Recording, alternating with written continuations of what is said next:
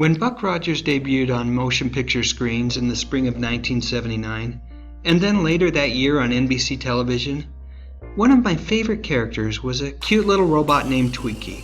On the show, Twiki was referred to a few times as an ambiquad.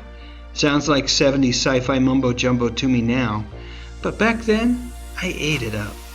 As that first season progressed, I just started referring to Twiki as that funny little robot guy.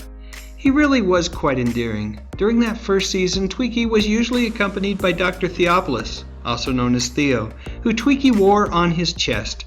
They were a great team. Theo was the straight guy, and Twiki the comic relief.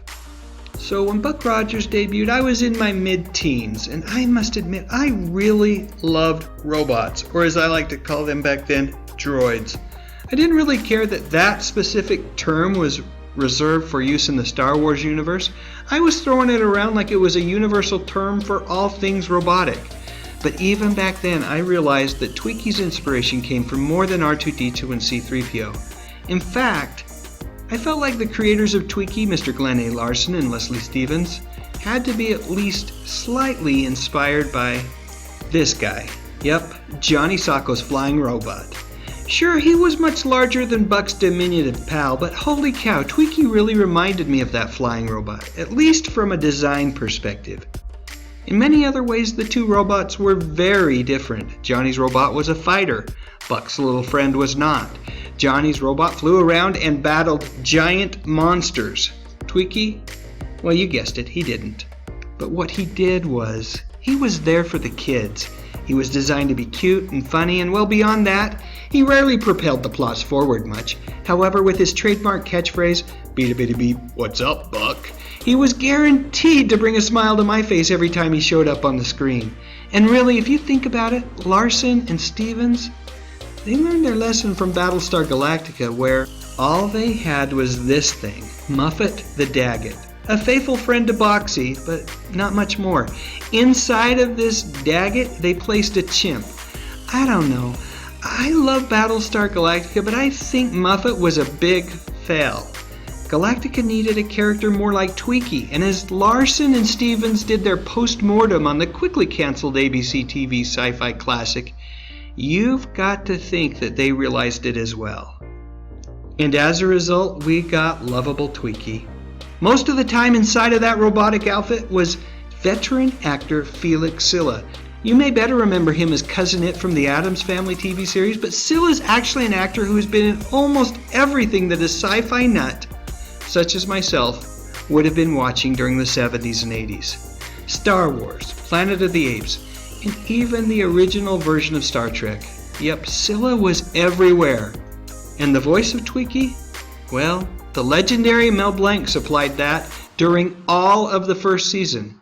However, when Blanc fell ill, Twiki's voice was done by Bob Elia for the first part of the second season. For some strange reason, Bob made no effort to sound at all like the Twiki that had been voiced by Blanc. Fortunately for those of us who hung on during that second season, when Mel Blanc got better, he returned to voicing Twiki, and the universe found balance once again. A favorite episode of mine from the first season was one titled Cosmic Whiz Kid, starring Gary Coleman. He played a 493-year-old genius who was also the president of his home planet, Genesia. Yep, combining Coleman with good old Twiki made for a delightful episode of Buck, full of comedic hijinks galore. But then, Season 2 rolled around. And the hijinks, well, they just disappeared. Buck, Wilma, and Twiki packed up and left New Chicago to join the crew of the Searcher as they explored the far corners of the galaxy and pretended to be a serious science fiction show. During that second season, I always felt like Twiki looked a little strange without Dr. Theopolis along for the ride. I talk at great length about my disappointment with Season 2 in another video where I asked the question, just what the heck were they thinking? I'll post a link to it in the upper right hand section of this video. There it is. And I'll also post another link at the end of this video.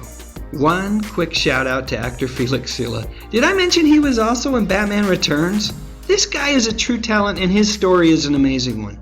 One of these days I'll cover Felix in a video dedicated completely to him, but in the meantime I'll just say that he can frequently be found at all sorts of science fiction and comic book conventions. He's well worth tracking down for a picture, an autograph, or just to say hi. So there you go. For a final pick, let's go back to Season 1, back when Buck Rogers was truly great television. Great memories, at least for me. Alright, now it's your turn. Please share your memories in the comments section, and while you're at it, I would appreciate a thumbs up. Maybe even share this video on Facebook or Twitter, and what the heck? Why not subscribe to my channel? I talk about music, movies, and television, mostly from the 60s, 70s, and 80s. You know, the good stuff. But most importantly, and as always, thank you so much for watching.